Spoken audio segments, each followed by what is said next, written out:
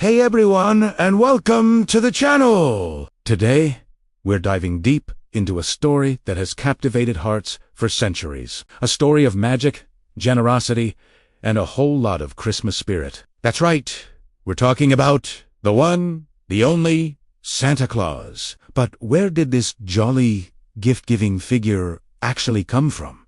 Is he just a character made up for holiday commercials? Or is there a real story, a real person behind the legend? Well, grab a cup of hot cocoa, get cozy, because we're about to unwrap the fascinating history of Santa Claus. Our journey begins not at the North Pole, but in a place called Myra in modern-day Turkey, way back in the 4th century. Here lived a bishop named Nicholas. Now, Nicholas wasn't your average bishop. He was known far and wide for his incredible kindness and generosity. He came from a wealthy family, and after his parents passed away, he inherited a fortune. But instead of keeping it for himself, he dedicated his life to using his wealth to help the poor and the needy, especially children. One of the most famous stories about St. Nicholas involves a poor man with 3 daughters. In those times, a daughter needed a dowry to get married. Without it, her future was bleak. This poor man had no money for his daughter's dowries,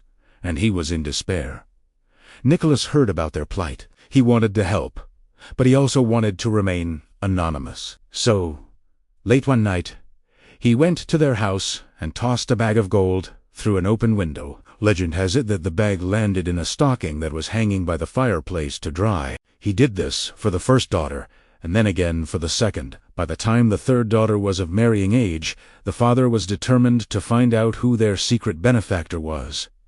He stayed up all night, keeping watch, and sure enough, he caught Nicholas in the act of tossing the third bag of gold. Nicholas begged the man to keep his identity a secret, but the story eventually got out. This act of secret gift-giving became his trademark. It's the very seed from which the legend of Santa Claus, the secret gift-bringer who comes in the night, would eventually grow. After his death, the stories of his kindness and miracles spread like wildfire. He became known as the patron saint of children, sailors, and many others. People celebrated him on the anniversary of his death, December 6th, a day that became known as St. Nicholas Day.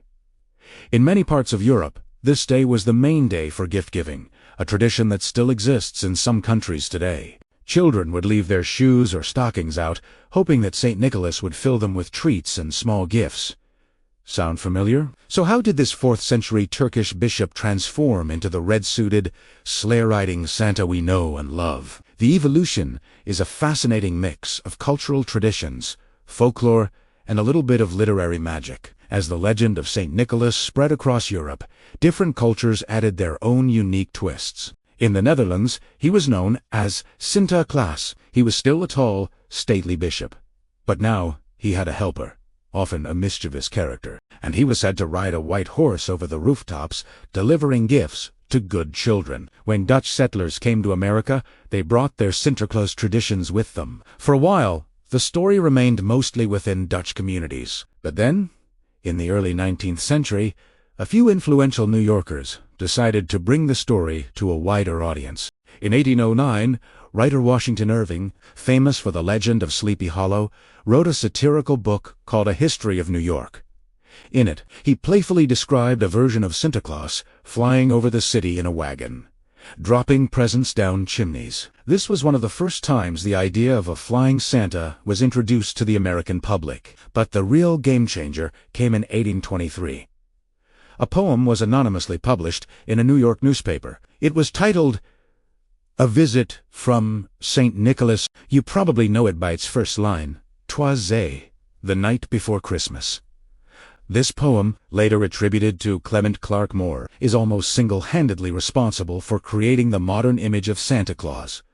It threw out the image of the stern bishop and replaced him with a jolly old elf. Moore described him as a chubby, cheerful figure with a little round belly that shook when he laughed, like a bowl full of jelly.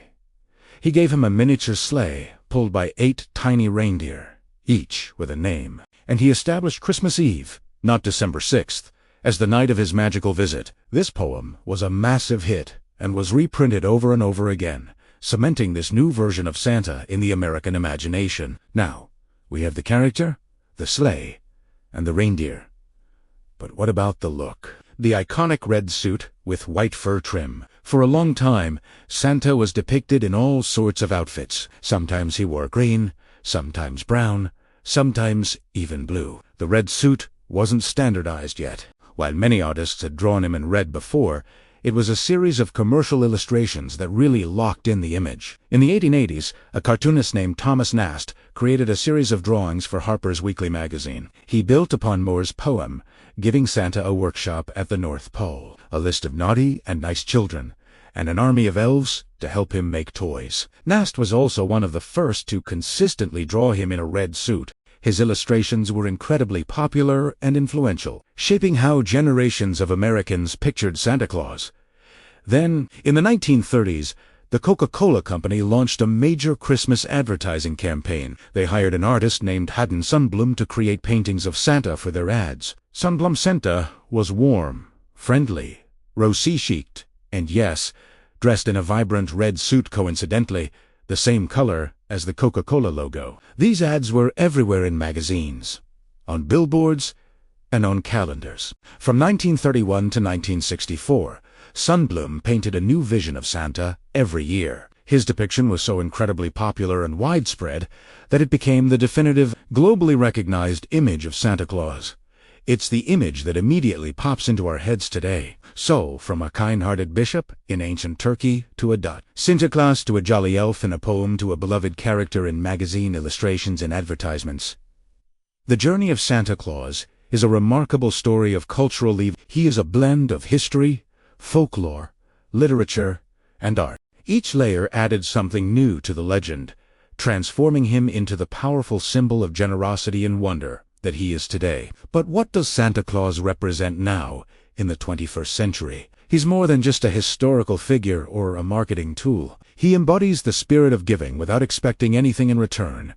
Just like the original St. Nicholas, he represents the magic and innocence of childhood, the belief in something wonderful and unseen. The tradition of Santa encourages families to come together to create joyful memories and to focus on the happiness of others. The act of children writing letters to Santa, of parents helping to fulfill those wishes, it's all part of a beautiful, shared belief system that fosters hope and excitement. It teaches children about generosity and gratitude, and for adults, it's a chance to reconnect with that childlike sense of wonder, to remember the magic of Christmas. So, the next time you see a Santa Claus in a mall, or hang a stocking by the chimney, or leave out milk and cookies on Christmas Eve, you're not just participating in a modern tradition. You are part of a story that stretches back nearly 2,000 years, a story that connects a humble bishop from Mira to a magical workshop at the North Pole.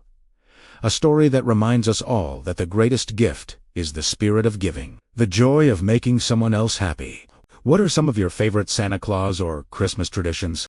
I'd love to read them in the comments below. Let's share the holiday spirit. Thanks so much for watching and spending this time with me. If you enjoyed this festive journey through history, don't forget to hit that like button and subscribe for more stories. Happy holidays, and I'll see you in the next video.